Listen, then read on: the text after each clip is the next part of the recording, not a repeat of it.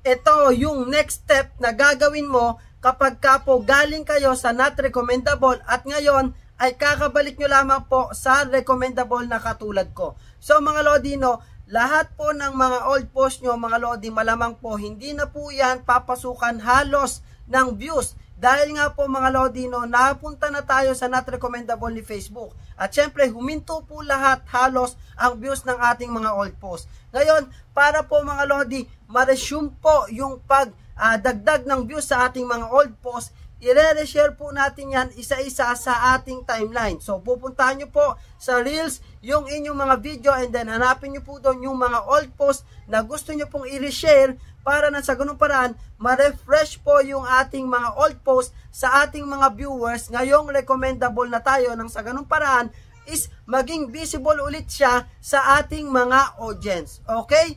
At syempre, paalala lang po, paisa-isa lamang po yung pag-share ha. Baka po mamaya, i-share po natin ang sunod-sunod yung ating mga old post. Isa-isa lamang po mga Lodino para mas effective siya compare doon po sa sunod-sunod nating i-share yung ating mga old post. Okay? Syempre mga Lodi, importante po talaga yung time interval dito kay Facebook. Huwag mong kalimutang i-share ang video na to at i-follow na rin ako para updated ka sa aking mga video tutorials. Thank you!